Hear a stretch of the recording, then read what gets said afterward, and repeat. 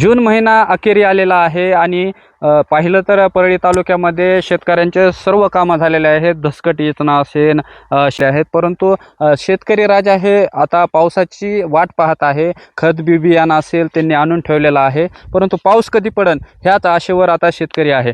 काय सांगा दादा, पाऊस पडत नाहीये, तुमचे शेतातले सर्व कामं झालीत का? पाऊस पडत नाही, आता शेतातले कामं समजे झालेत आमचे. आता काय करायचं, नेमकं काय करावं? आता कामं समजे झालेत. आता नांगरणं झालं, पाळी झाली, धसकट झालं, समजे झालं. आता आम्ही पावसाची वाट बघत आहे. या अगोदर असं कधी झाले का? कधी नाही असं झालं. असं मिरगामध्ये पेर होती, आमदा पेर लांबली. आज 22 तारीख आहे.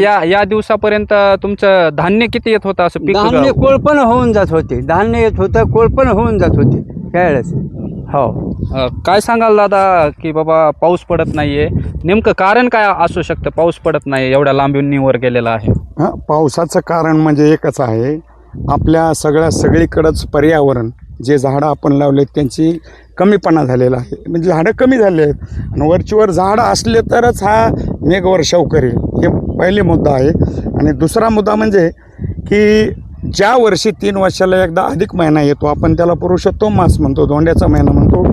ते जर धोंड्याचा महिना आला की त्या आपण 7 तारखेला जो मिरवून निघतो त्याच्यापुढे 1-1.5 महिन्यानं पाऊस हा लांबत असतो, बरं का. नियमच आहे तसा. धोंड्याचा महिना आला की पाऊस लांबला म्हणून समजायचं. तर दरवर्षी 7 तारखेला मिरगाला पाऊस पडतोच, पण यावर्षी लांबला. त्याचं कारण पुरुषोत्तम मास म्हणजे धोंड्याचा महिना एक, आणि त्याला पर्यावरण कमी झालेलं आहे. पर्यावरण जर असेल, झाडं लावले तर पाऊस येईल. झाडाशिवाय त्यांची मेघवर्षाला काय होईल, त्याची कीव येईल. जरा प्रत्येकाने झाडं लावले पाहिजे, काय सांगाल तुम्ही? प्रत्येकाने लावले पाहिजे, पण त्याचं पुढचं जे आहे नुसतं लावून उपयोग नाही. त्याला पाणी भेटलं पाहिजे, त्याचं पालन पोषण केलं पाहिजे, त्याला पाणी घातलं असतं ते पाणीसुद्धा भेटलं पाहिजे ना.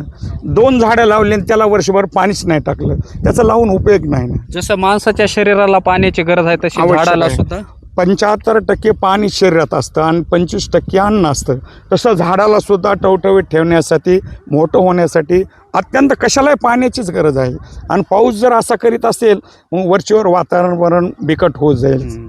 पैसा असून उपयोग नाही, पाणी हे महत्त्वाचं आहे.